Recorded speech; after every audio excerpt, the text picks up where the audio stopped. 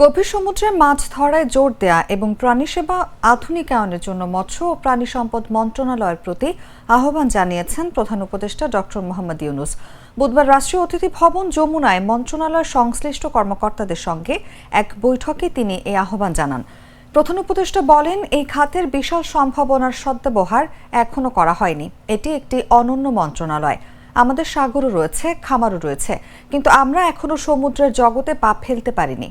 প্রধান উপদেষ্টা বঙ্গোপসাগরের সম্ভাবনাময় গভীর সমুদ্রে মাছ ধরার অঞ্চল চিহ্নিত করতে সঠিক জরিপ পরিচালনায় গুরুত্ব দিয়ে বলেন, প্রয়োজনে জাপান বা থাইল্যান্ডের মতো দেশ থেকে বিশেষজ্ঞ সহায়তা নেওয়া যেতে পারে।